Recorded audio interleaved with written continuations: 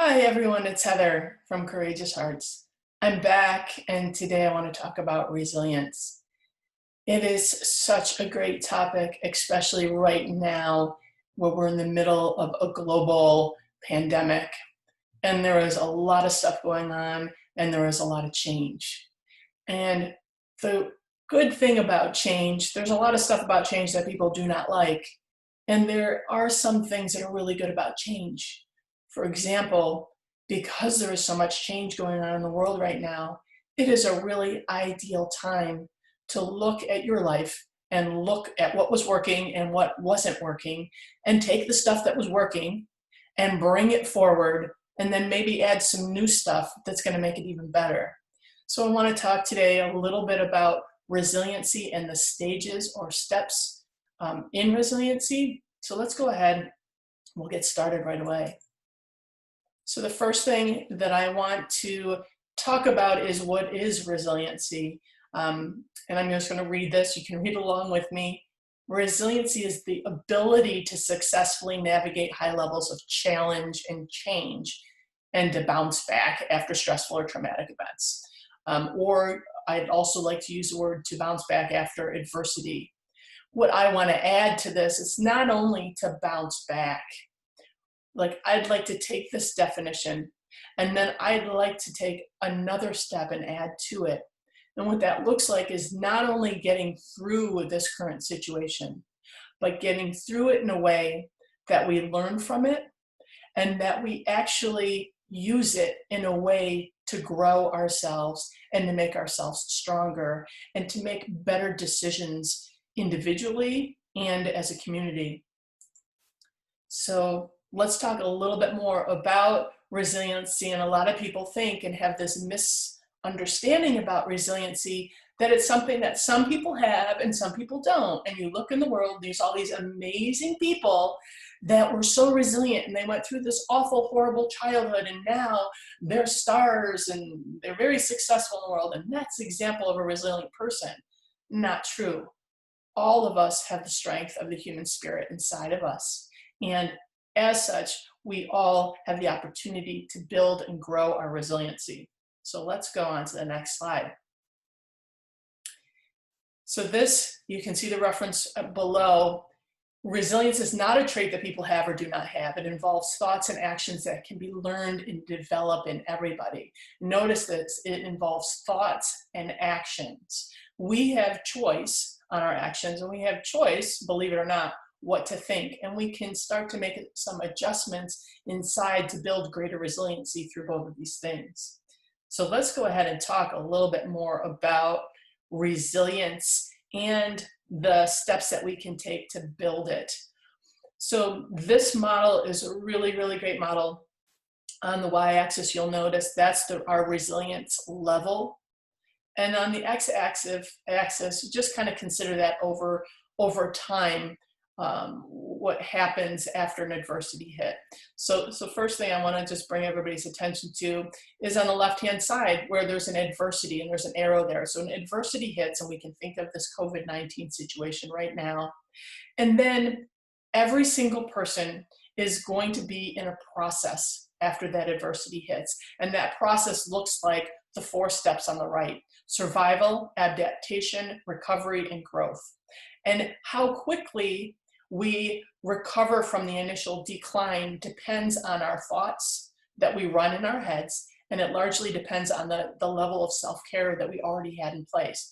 People that had a very high level of self-care and those routines to help them stay healthy, that's more of a proactive approach, and those people will tend to bounce back quicker.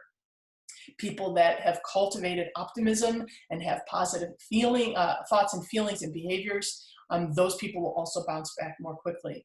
But if you notice, the first step, and we saw this with this global pandemic, is this survival mode. Like, people went into this first phase of survival mode. You saw it with the toilet paper fiasco, people buying up like the years and years supply of toilet paper. And to me, that was like, okay, they're in survival mode. Or people going to the grocery store and hoarding food. That is just so obvious, survival behavior. It's fine. We're all going to move forward. That's the good thing. We are in flux and change. the next step is adaptation. And you see that right now. People are, let's go on to this next, this is the 4 phases also of resiliency, but if you notice on the right-hand side, it elaborates on each one. So now we're in adaptation. And in adaptation, we're not like victims of it. We're coming out of survival mode, and we're starting to make some changes to adapt to this new environment. And this isn't, it's not a new normal. It's basically, we can take what we had before and bring it forward, and then we can make changes that we want to see.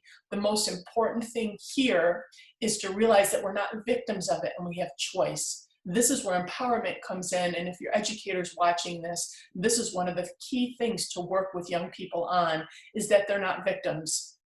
We might not have a choice about this whole COVID thing hitting or being cooped up in our homes, but we do have a choice in how we respond, and we can adapt.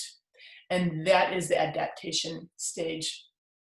Now we get into some really interesting things in terms of stages 3 and 4, that we go from not only adaptation, but it is possible, and if we choose it, we can consciously recover and start practicing new habits and actually start to use the adversity to build resilience, to build our inner strength. And once we get through it, we will come out the other end.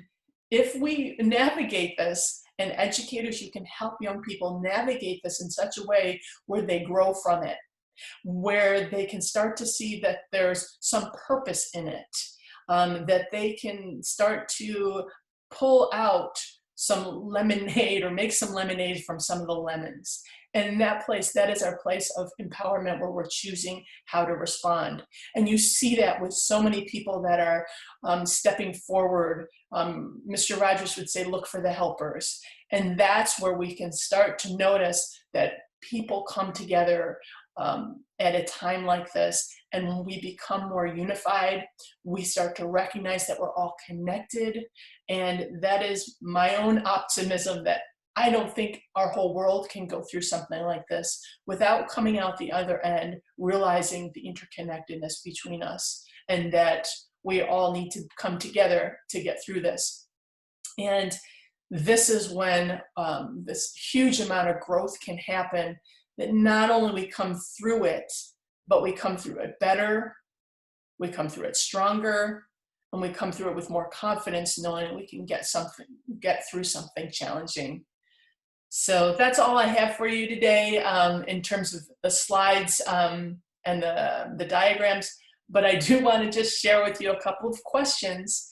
If you are educators and you're working with students, these are actually great questions for students to start getting some, like I said, some growth, some learning, start to make some lemonade from some of the lemons, and start asking students, like, well, what are you learning from all this? Like, a lot of us, especially in the education area, we're in this time of this great pause, and a pause is a really great time to elevate and look at our lives. We have time to look at our lives and decide, first question, what was going on in your life that you want to keep?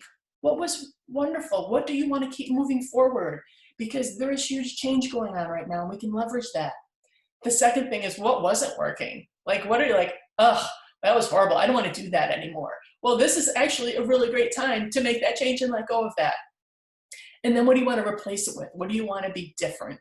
So a lot of people are like, oh, I have time, I'm establishing this really great self-care routine, I'm running every morning, or whatever. I'm doing a lot of journaling, which has been really, really great.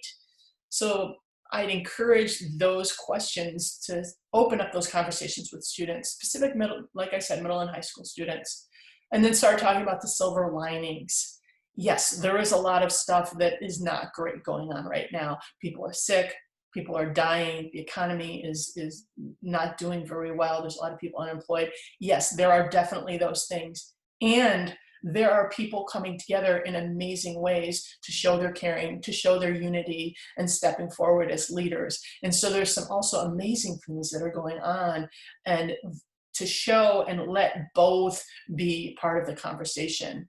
So it's important to balance those. And I'm going to return to you here.